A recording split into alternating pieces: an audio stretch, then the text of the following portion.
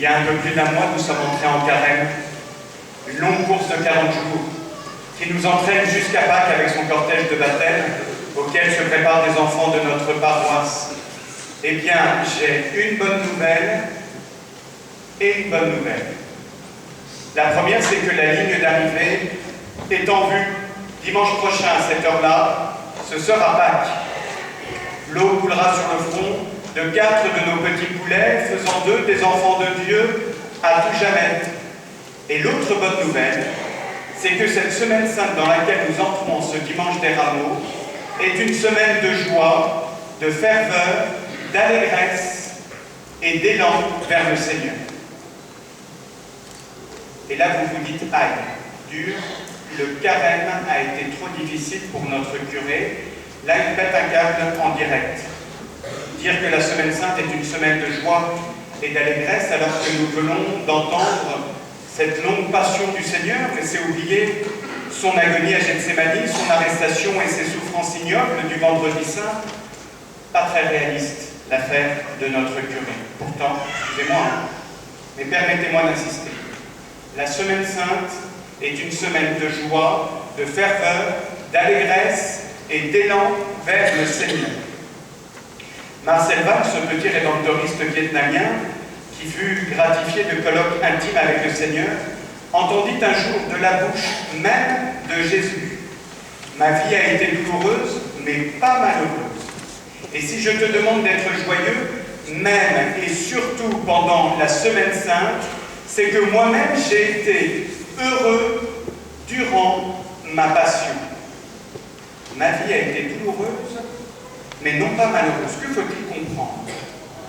En premier lieu, que la souffrance qui atténue son paroxysme en cette heure n'a jamais cessé d'étreindre le cœur de Jésus.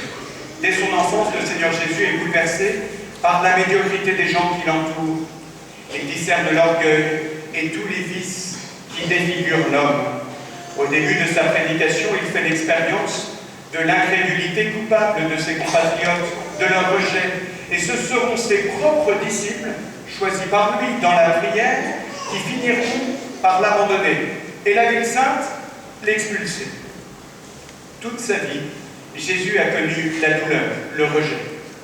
Les supplices abominables de la flagellation et de la crucifixion sont le point culminant d'une longue et pénible ascension.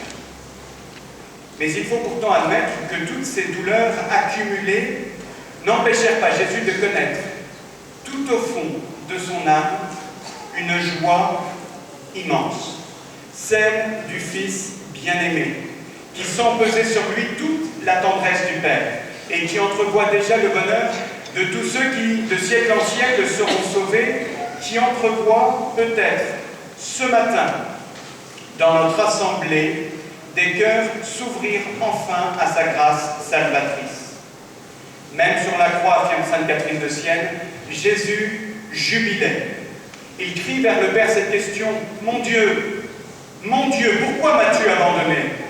Mais il écoute la réponse des derniers versets du psaume: « La terre entière reviendra vers le Seigneur. » Il sait que son abandon confiant entre les mains du Père, que son amour manifesté au milieu de la haine, porte du fruit et sauve le monde.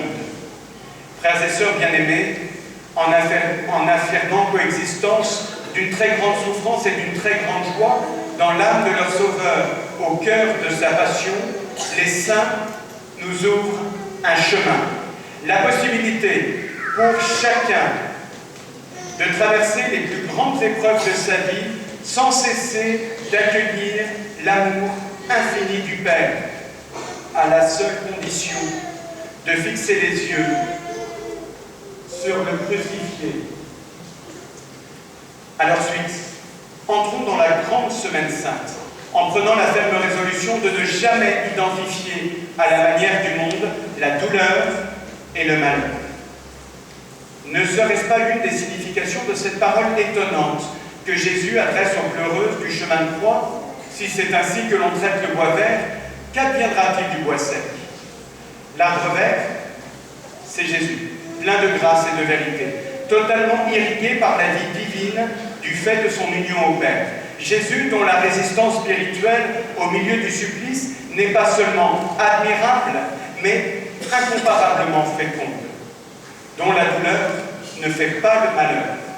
En persévérant à aimer au milieu de la détresse, il sait qu'il fait triompher l'amour divin jusqu'à nous. L'arbre sec, c'est tout disciple qui oublie la leçon en confondant douleur et malheur. C'est le chrétien dont le péché consiste à abandonner la partie à la première épreuve venue, ou qui la joue sans plus y croire, qui se laisse impressionner par la persécution, ne serait-ce que médiatique. Tel disciple qui casse comme une brindille sèche, qui laisse emporter ses feuilles mortes par le vent du siècle, qui se laisse balayer et dont l'âme n'oppose aucune résistance. Jésus est l'arbre vert et puissant dont parle le psaume 1er.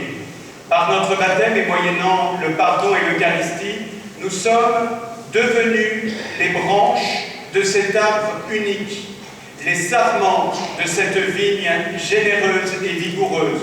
Pour nous, résister consiste d'abord à rester solidement unis à l'arbre, quelle que soit la force de la tempête. Alors cette semaine et dans les temps à venir, prions pour rester unis à Jésus dans sa passion et ses souffrances.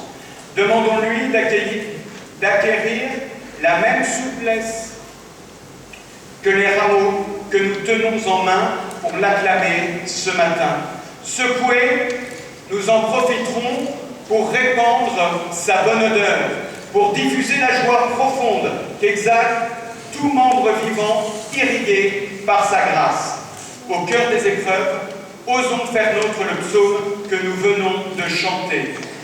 Oui, des chiens nous cernent, une bande de vauriens nous entoure qui nous perce les mains et les pieds. Mais toi, Seigneur, ne sois pas loin. Ô notre force, viens à notre aide. Tu nous réponds et nous proclamons ton nom. Devant nos frères, nous te louons en pleine assemblée. Au milieu du monde, lorsque la douleur nous étreint, refusons de consentir au malheur. Les yeux fixés sur le cœur de Jésus, ouvert sur la croix, l'arbre de vie, goûtons à cette joie qu'aucune loi, qu'aucune abomination, qu'aucune injustice ne pourra jamais nous ravir. Si l'heure de la domination des ténèbres est survenue, elle est pour nous celle de la victoire de la croix, de la victoire de la foi, de la victoire de la joie et de l'amour, au nom du Père, et du Fils, et du Saint-Esprit. Amen.